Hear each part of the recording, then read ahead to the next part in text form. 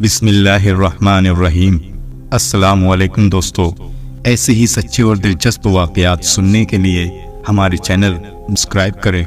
پیارے دوستو، آج کی ویڈیو میں ہم حضرت نوح علیہ السلام کا مکمل واقعہ تفصیل سے بتائیں گے کہ کیسے حضرت نوح علیہ السلام نے تبلیغ کی اور کیسے اللہ کا پیغام پہنچایا، اور پھر لوگوں نے اللہ کی نافرمانی کی، اور پھر کیسے خوفناک عذاب نازل ہوا۔ واقعہ بڑا ہی عبرتناک ہے، اس لیے آپ سبھی سے گزارش ہے کہ ویڈیو کو بنا اسکپ کیے لاسٹ تک دیکھیں۔ آدم علیہ السلام کے بعد کی نسلیں بہت نیک تھیں، لیکن تقریباً 1000 سال کے بعد شیطان نے ان کو بہکانا شروع کر دیا۔ اللہ سے مانگی ہوئی مہلت کا فائدہ اٹھا کر شیطان نے لوگوں کو کفر اور شرک میں مبتلا کر دیا تھا۔ حضرت آدم علیہ السلام، حضرت شیش علیہ السلام اور حضرت ادریس علیہ السلام کی تعلیمات کو لوگ پوری طرح سے بھول چکے تھے۔ حضرت ادریس علیہ السلام نے تو ان کی کافرانہ حرکتوں کو ختم کرنے کے لیے ان سے جہاد بھی کیا تھا، جو کچھ وقت کے لیے کامیاب بھی ہوا تھا۔ لوگ سچے اور حقیقی دین کی طرف لوٹنے لگے تھے، لیکن اب حضرت ادریس علیہ السلام کو بھی وفات پائے سینکڑوں برس گزر چکے تھے، اور اب زمین پر شیطان کا بول بالا ہو چکا تھا، اور ابلیس کی چال بازی نے لوگوں کو کفر اور شرک کے دلدل میں ڈھکیل دیا تھا۔ اس نے لوگوں کے دلوں میں وسوسہ ڈالا کہ کچھ نیک اور بزرگ لوگوں کو یاد رکھنے کے لیے ان کے بت بنا لیے جائیں، تو ان لوگوں نے اپنے نیک بزرگوں کو عزت دینے کے لیے ان کے بت بنا لیے۔ اس وقت تو ان کی عبادت نہیں ہوئی، لیکن بعد کی نسلوں نے انہیں پوجنا شروع کر دیا۔ انہوں نے 5 بت بنائے، وتسوا، یوت، یوق اور نصر۔ یہ 5 بت تھے جن کی یہ لوگ عبادت کیا کرتے تھے، اور ان بزرگوں کا پس منظر یہ تھا کہ یہ کوئی بڑے بزرگ تھے، اللہ والے تھے، جو ہر وقت اللہ کی عبادت کیا کرتے تھے۔ جب ان کا انتقال ہو گیا تو لوگوں نے ان کے مجسمے بنا لیے۔ اسلام میں مجسمے بنانا حرام ہے۔ شروع میں یہ صرف یادگار تھے، پھر آہستہ آہستہ ان کی عبادت ہونی شروع ہو گئی۔ پھر یہ نظریہ آ گیا کہ اللہ تعالیٰ نے ان بزرگوں کو بھی کچھ اختیارات دے دیے ہیں۔ ان کے عقیدے کے مطابق ان بتوں میں سے ایک بت ان کی ضرورتوں کو پورا کرتا تھا، اور دوسرا بت انہیں مشکلوں سے بچاتا تھا۔ حضرت نوح علیہ السلام پہلے ایسے نبی تھے جو دنیا میں شرک کو ختم کرنے کے لیے آئے، کیونکہ اس سے پہلے دنیا میں شرک نہیں تھا۔ ہاں، بد عملی تھی جس کو ٹھیک کرنے کے لیے پیغمبر آتے تھے۔ بہرحال آہستہ آہستہ بت پرستی عام ہو گئی، اور ایک اللہ کی عبادت بند ہو گئی۔ ابلیس اپنی اس کامیابی پر فخر کر رہا تھا، جبکہ فرشتے ان حالات پر فکر مند تھے اور اللہ کی بارگاہ میں دعائیں کر رہے تھے، اور اللہ سے امید کر رہے تھے کہ جلد ہی اللہ ان گمراہ لوگوں پر اپنی رحمت بھیجے گا۔ فرشتے انتظار کر رہے تھے کہ کب اللہ شیطان اور اس کی فوج کو ان کی تباہی کا حکم سنائے گا۔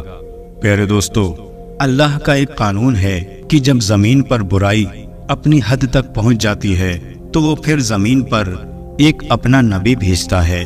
یہ نبی لوگوں کو سچائی کی طرف بلاتا ہے اور انہیں گمراہی سے روکنے کی کوشش کرتا ہے۔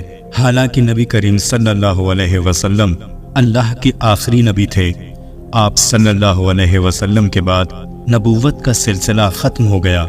بہرحال بات ہو رہی تھی حضرت نوح علیہ السلام کے دور کی۔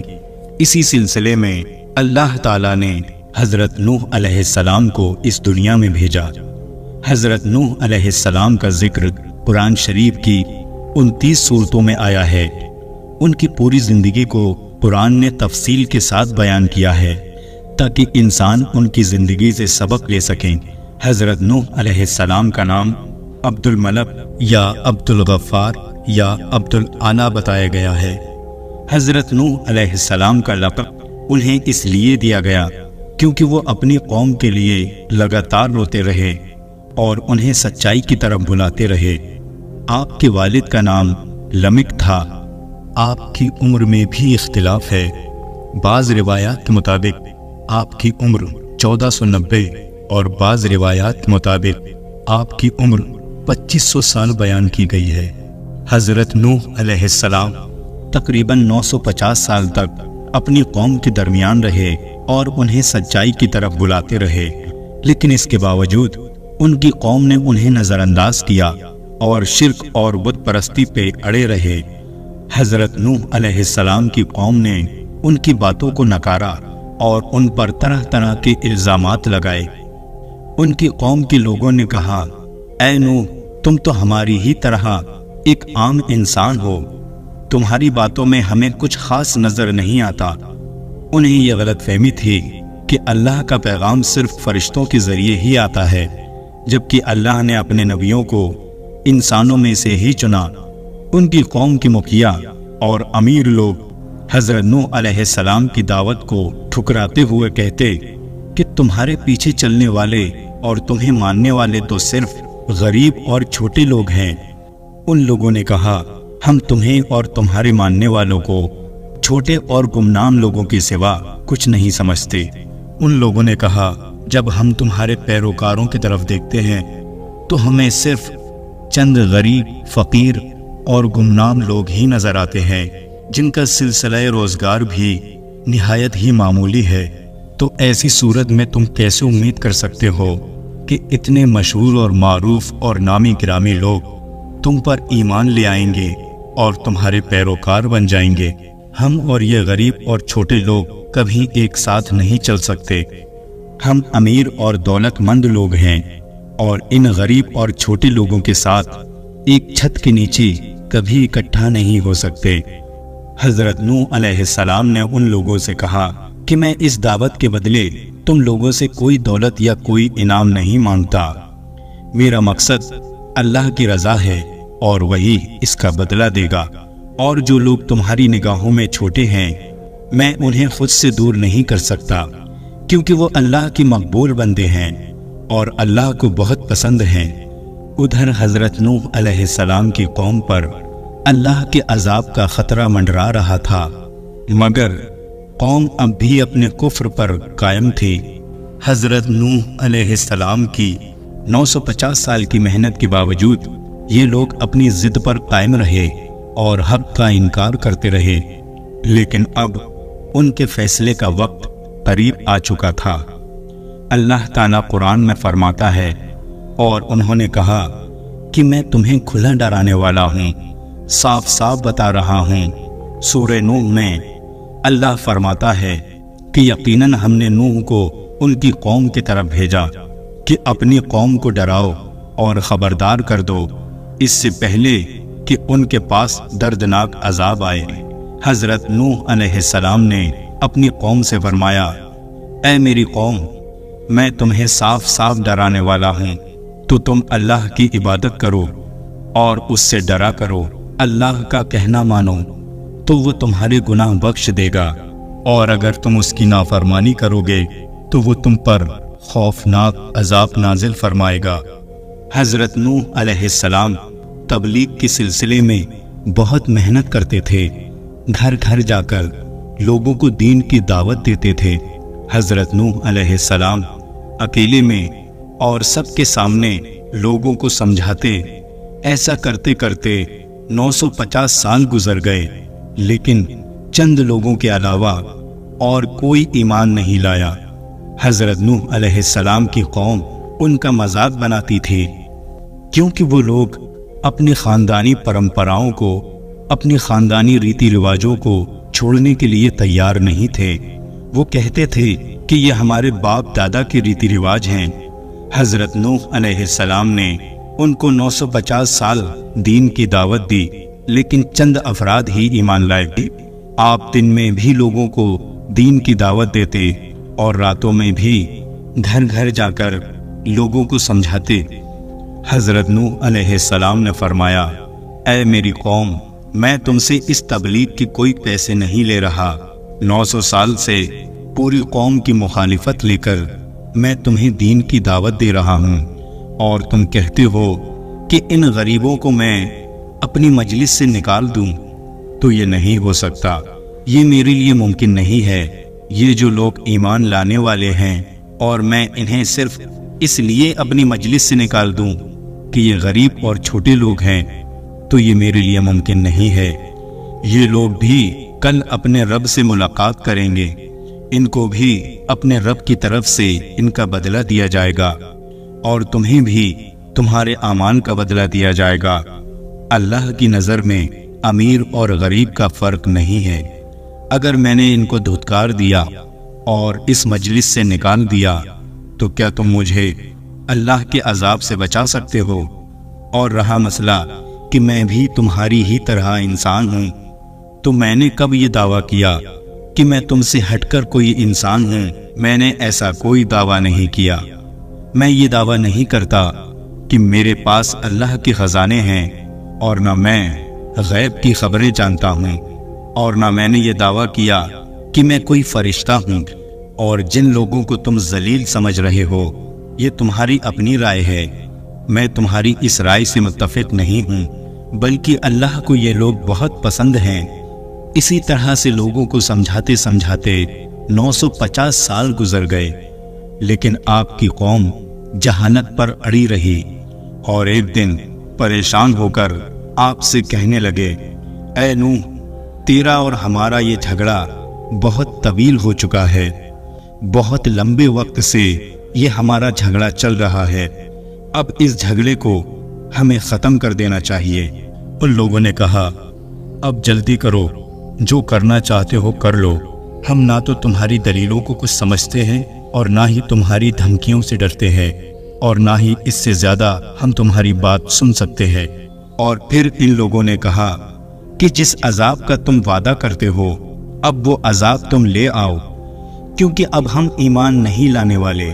حضرت نوح علیہ السلام نے ان کی ہٹ دھرمیوں اور بیہودگیوں کا مختصر سا جواب دیا۔ آپ علیہ السلام نے فرمایا، خدا ہی چاہے تو وہ ان دھمکیوں اور عزائی وعدوں کو پورا کر سکتا ہے۔ کسی کو سزا دینا یا نہ دینا یہ میری قدرت میں نہیں ہے۔ میں تو اللہ کا نبی ہوں اور اس کی رضا میں راضی ہوں اور اس کے حکم کا تابع دار ہوں، لہذا سزا اور عزا کی خواہش مجھ سے نہ کرو، لیکن یہ جان لو کہ جب اللہ چاہے گا تو عذاب بھی آ جائے گا، لیکن جب اللہ کا عذاب آئے گا تو تم اللہ کو ہرا نہیں پاؤ گے۔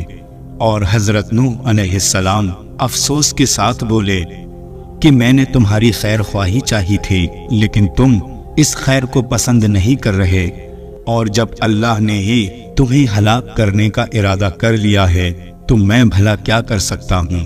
اس کے بعد اللہ تعالیٰ نے حضرت نوح علیہ السلام کو وحی کی، اے نوح، جتنے لوگ ایمان لا چکے ہیں اب ان سے زیادہ کوئی ایمان نہیں لائے گا۔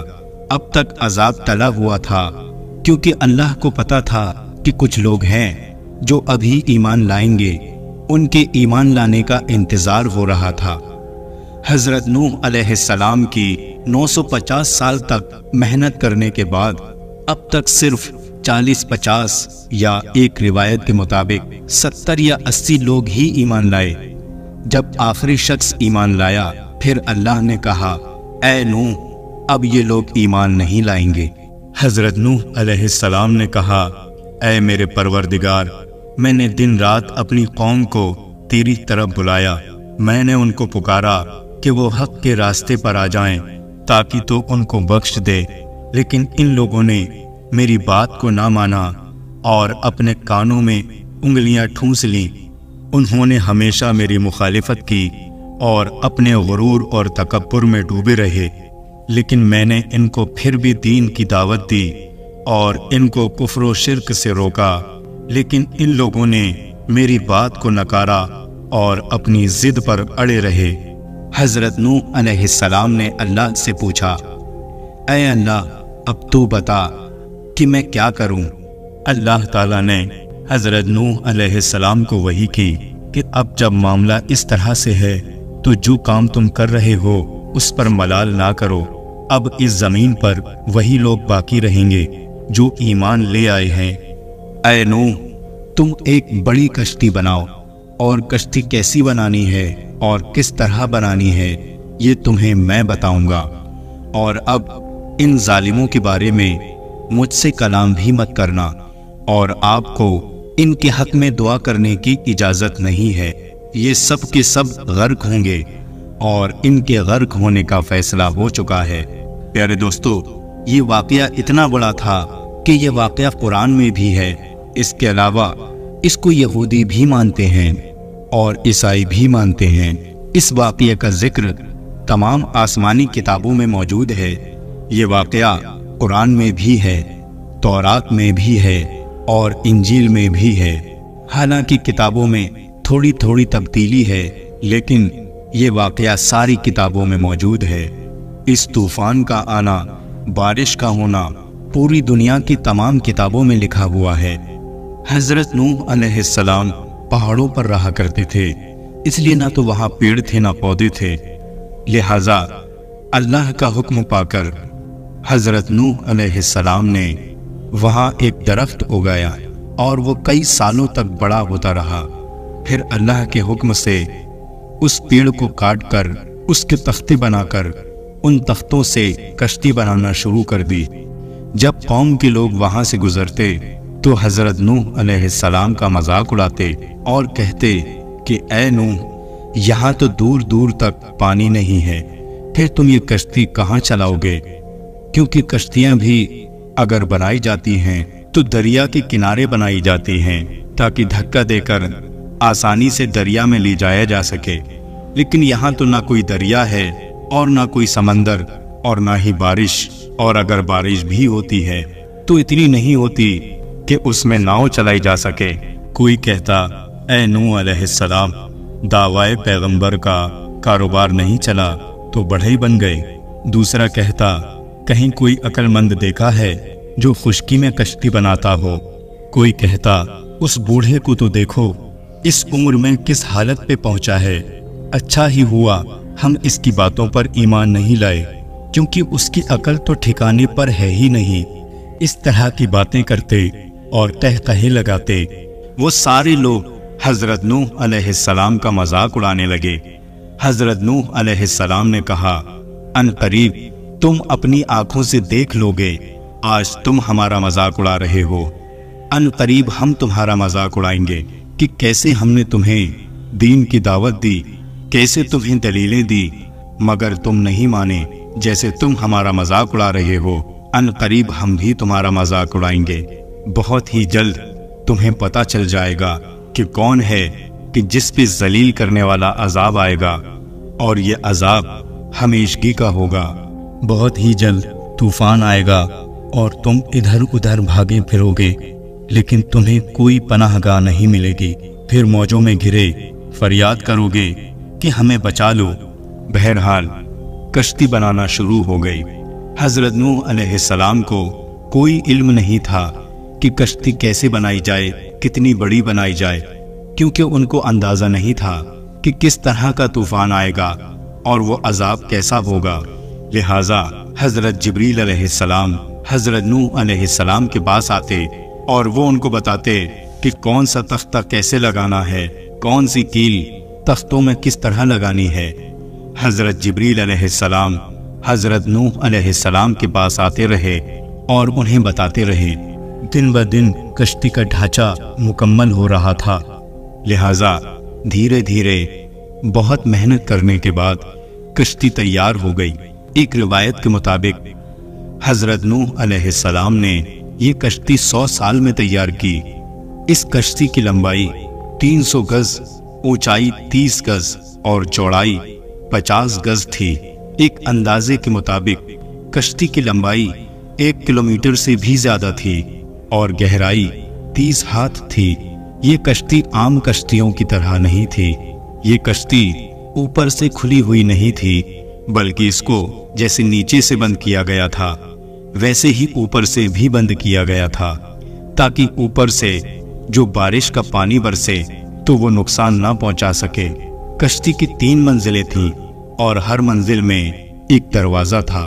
جب کشتی بن کر تیار ہو گئی تو اللہ تعالیٰ نے حضرت نوح علیہ السلام سے کہا کہ ہر قسم کے جانور کی نسل کا ایک ایک جوڑا لے لو تاکہ جانوروں کی نسلیں نہ ختم ہو جائیں۔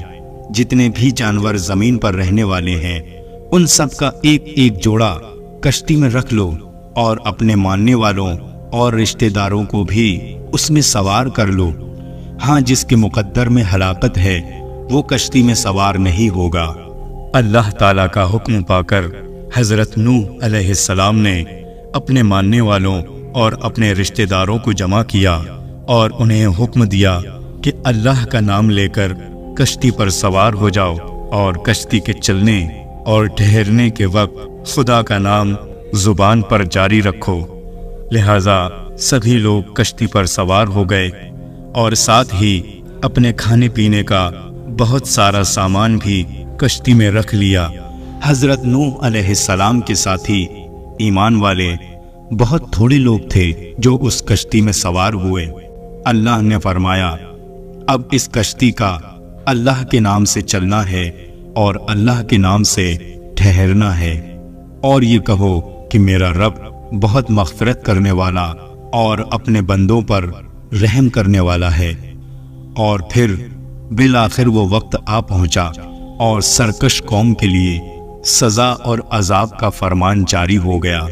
سیاہ بادل جو اندھیری رات میں ٹکڑوں کی طرح تھے وہ آسمان پر چھا گئے اور اس طرح ایک دوسرے پر تربتر ہوئے کہ اتنے کالے اور ڈراونے بادل کبھی نہیں دیکھے گئے تھے۔ زور زور بادل گرجتے رہے اور بجلیاں چمکتی رہی۔ آسمانی فضا ایک بہت بڑے وحشتناک حادثے کی خبر دے رہی تھی۔ اس کے بعد بارش شروع ہو گئی۔ بارش کے قطرے موٹے پہ موٹے ہوتے چلے گئے تو زمین کی دراروں سے پانی نکلنا شروع ہو گیا۔ قرآن میں اللہ تعالیٰ فرماتا ہے کہ ہم نے زمین کے بھی بند کھول دیے اور آسمان کے بھی، یعنی زمین سے بھی پانی بھرنا شروع ہو گیا اور آسمان سے بھی طوفانی بارش شروع ہو گئی۔ جیسے کہ قرآن میں اللہ تعالیٰ نے فرمایا، گویا آسمان کے تمام دروازے کھل گئے اور پانی کا ایک سمندر ان کے اندر سے نیچے گرنے لگا۔ دوسری طرف ساری زمین پر پانی کی سطح اس قدر بلند ہو گئی کہ ہر طرف سے پرجوش چشمے ابل پڑے۔ زمین اور آسمان کا پانی آپس میں مل گیا، راستے، مکان سب پانی میں ڈوبنے لگے اور ہر جگہ پانی جمع ہو گیا۔ بہت جلد زمین کی سطح ایک سمندر کی صورت اختیار کر گئی۔ تیز ہوائیں چلنے لگی جس کی وجہ سے پانی میں بڑی بڑی موجیں اٹھنے لگیں۔ سارے کافر اپنی جان بچانے کے لیے ادھر ادھر بھاگنے لگے اور پانی سے بچنے کے لیے پہاڑوں کی طرف بھاگنے لگے۔ ایک عورت اپنے بچے سے بے انتہا محبت کرتی تھی۔ وہ اپنے بچے کو لے کر پہاڑ کی طرف چلی گئی۔ جلدی جلدی اس نے پہاڑ پر چڑھنا شروع کیا اور تہائی حصے پر چڑھ گئی۔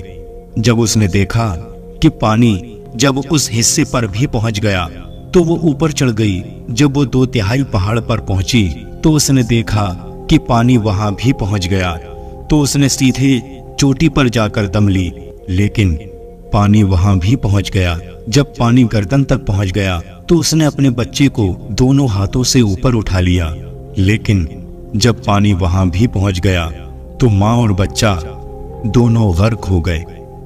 حدیث میں ہے کہ نبی کریم صلی اللہ علیہ وسلم نے فرمایا کہ اگر اللہ تعالیٰ قوم نوح میں سے کسی پر بھی رحم کرنے والا ہوتا تو اس بچے کی ماں پر رحم کرتا، لیکن وہ سب کافر تھے، راہ حق سے دور تھے۔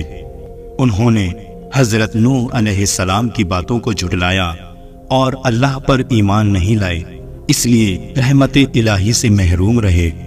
اور تو اور اتنے بڑے نبی کا بیٹا یعنی حضرت نوح علیہ السلام کا بیٹا بھی اپنے والد کی کشتی پر نہیں بیٹھا، کیونکہ وہ بھی کافروں میں سے تھا۔ وہ ایک کنارے پر کھڑا یہ منظر دیکھ رہا تھا۔ حضرت نوح علیہ السلام نے اپنے بیٹے کو پکارا، اے میرے پیارے بیٹے، ہمارے ساتھ کشتی میں سوار ہو جاؤ اور کافروں میں شامل نہ ہو، اللہ کا کلمہ پڑھ لو اور کشتی میں آ جاؤ۔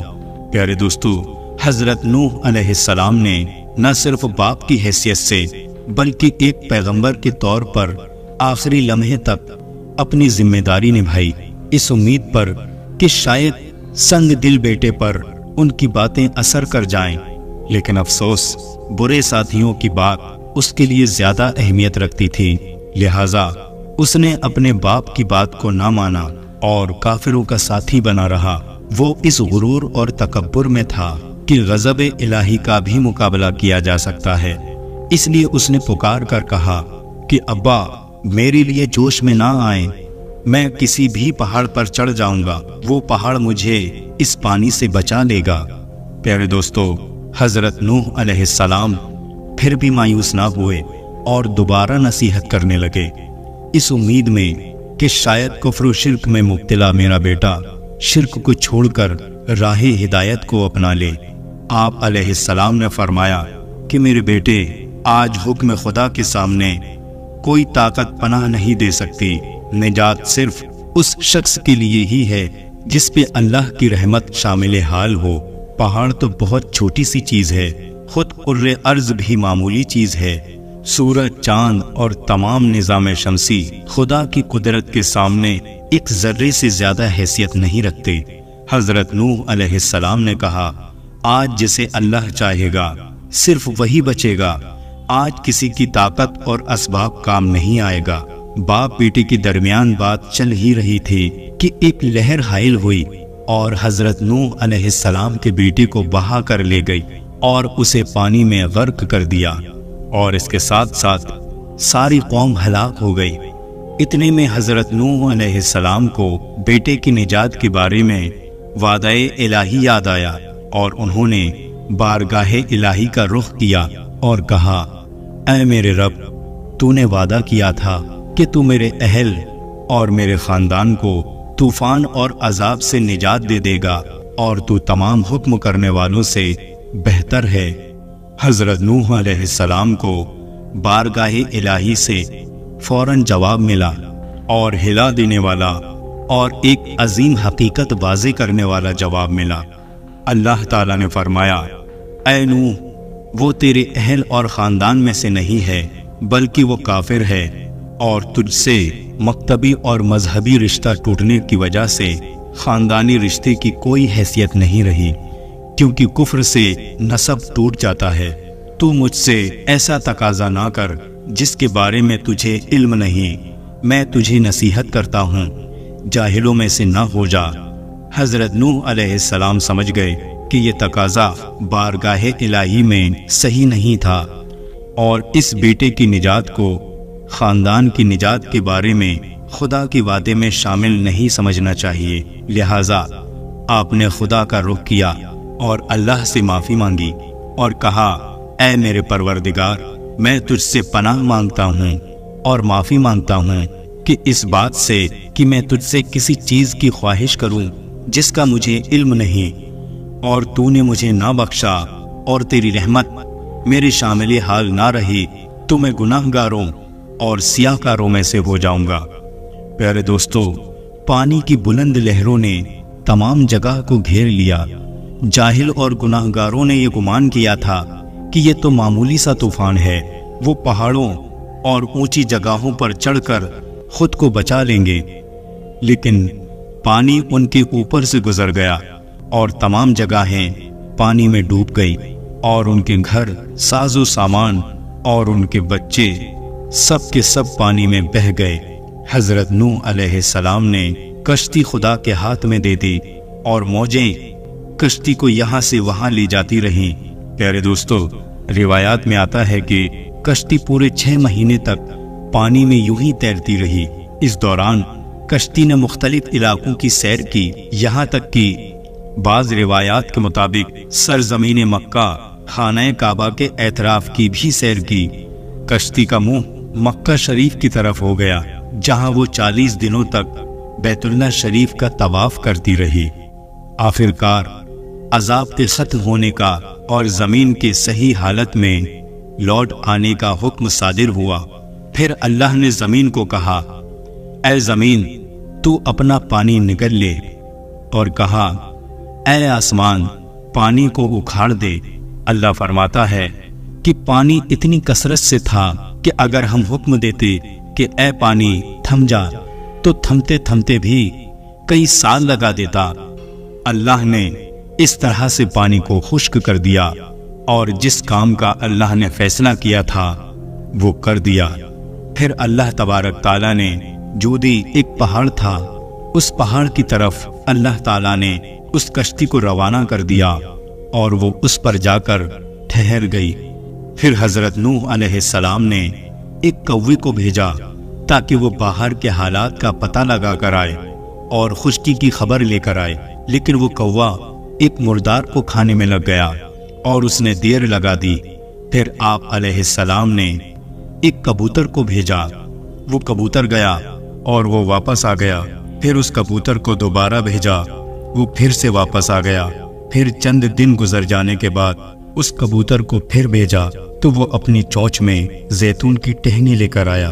اس سے حضرت نوح علیہ السلام سمجھ گئے کہ پانی زمین سے کچھ ہی اونچا رہ گیا ہے اور درخت وغیرہ اگ چکے ہیں۔ کچھ دن کے بعد اس کبوتر کو پھر سے بھیجا۔ اس بار وہ کبوتر جب آیا تو اس کے پیروں میں مٹی لگی ہوئی تھی۔ اس سے حضرت نوح علیہ السلام نے سمجھ لیا کہ پانی سوکھ چکا ہے اور زمین ظاہر ہو چکی ہے۔ اللہ تعالیٰ نے حضرت نوح علیہ السلام سے فرمایا کہ سلامتی اور برکت کے ساتھ جو ہماری طرف سے تم اور تمہارے ساتھیوں پر ہے اتر آؤ۔ پس حضرت نوح علیہ السلام جودی کے نیچے اترے اور وہیں ایک بستی کی بنیاد ڈال دی جسے سمانند کہتے ہیں۔ ایک دن صبح جب لوگ جاگے تو ہر ایک کی زبان بدلی ہوئی تھی، ایسی زبانیں جس میں عربی سب سے بہترین اور اعلیٰ زبان تھی، اور حضرت نوح علیہ السلام کو اللہ تعالیٰ نے سب زبانیں سکھا دی۔ اس میں کوئی شک نہیں کہ طوفان نے زندگی گزارنے کی تمام چیزوں کو تہس نہس کر دیا تھا۔ ساری زمین، چاراگاہ، سبز اور باغ سب کے سب ویران ہو چکے تھے۔ ایسی حالت میں یہ خطرہ تھا کہ حضرت نوح علیہ السلام اور ان کے ساتھی زندگی گزارنے اور غذا حاصل کرنے کے سلسلے میں بہت تنگی کا شکار ہوں گے، لیکن اللہ تعالیٰ نے ان مومنوں کو یہ اطمینان دلایا کہ برکت الہی کے دروازے تم پر کھل جائیں گے اور زندگی گزارنے کے حوالے سے تمہیں کوئی پریشانی نہیں ہوگی۔ ممکن تھا کہ حضرت نوح علیہ السلام اور ان کے ساتھیوں کو اپنی سلامتی کے حوالے سے یہ پریشانی ہوتی، کیونکہ طوفان کے بعد جگہ جگہ گندا پانی بھر چکا تھا اور بڑے بڑے دلدل بن چکے تھے، تو ایسی حالت میں ان کی جانوں کو خطرہ تھا۔ لہٰذا اللہ تبارک و تعالیٰ نے اس سلسلے میں بھی اطمینان دلایا کہ تمہیں کسی قسم کا خطرہ لاحق نہیں ہوگا، لہٰذا تمہیں کسی چیز سے ڈرنے کی ضرورت نہیں ہے۔ جو ذات ظالموں کو نیست و نابود کرنے کے لیے طوفان بھیج سکتی ہے، وہ ذات اہل ایمان کے لیے سلامتی اور برکتیں بھی نازل کر سکتی ہے۔ لہٰذا اسی بنا پر حضرت نوح علیہ السلام اور ان کے ساتھی پروردگار کے کرم کے سائے میں زندگی بسر کرنے لگے۔ اس طوفان کے بعد مشکلات کے باوجود بھی سلامتی اور برکت کے ساتھ جیتے رہے۔ اسی طرح سے مختلف قسم کے جانور جو حضرت نوح علیہ السلام کے ساتھ کشتی سے اترے تھے، خدا کی طرف سے سلامتی اور حفاظت کے ساتھ اور اس کے لطف و کرم کے سائے میں زندگی بسر کرتے رہے۔ قرآن کی آیتوں کے ذریعے معلوم ہوتا ہے کہ طوفان کسی خاص علاقے کے لیے نہیں تھا، بلکہ پوری زمین پر آیا تھا۔ خدا تعالیٰ نے روح زمین پر ان کافروں میں سے کسی کو زندہ نہیں رہنے دیا جن کی اصلاح کی کوئی امید نہیں تھی۔ حضرت نوح علیہ السلام کے 3 بیٹے ہوئے، حام، سام اور یافس۔ طوفان کے بعد دنیا میں انسانوں کی نسل انہی 3 بیٹوں سے آگے بڑھی۔ سام کی اولاد گندمی رنگ کی تھی۔ عرب ممالک، سیریا، فلسطین، اسرائیل کے لوگ سام کی اولاد ہیں۔ حام کی اولاد کالی رنگت کی تھی۔ افریقہ، ایبورجنل، آسٹریلیا، انڈیا، ایجپٹ اور سوڈان کے لوگ حام کی اولاد ہیں۔ یافس کی اولادوں کا رنگ گورا تھا۔ ترکی، چائنا، جاپان، کوریا اور یورپ کے لوگ یافس کی نسل ہے۔ حضرت نوح علیہ السلام کا چھوٹا بیٹا جو ایمان نہیں لایا تھا، وہ ہلاک ہو گیا تھا، اس کا نام کینان تھا، اور اس سے کوئی نسل آگے نہیں بڑھی۔ قرآن میں اللہ تعالیٰ نے فرمایا، اور ہم نے نوح کو پکارا تو دیکھ لو کہ ہم کیسی اچھی دعا قبول کرنے والے ہیں۔ ہم نے اسے، اس کے فرما برداروں کو اس زبردست مصیبت سے بچا لیا، اور اس کی اولاد ہم نے باقی رہنے والی بنا دی۔ پیارے دوستو، طوفان کے بعد حضرت نوح علیہ السلام تقریباً 350 سال زندہ رہے، اور پھر حضرت نوح علیہ السلام وفات پا گئے۔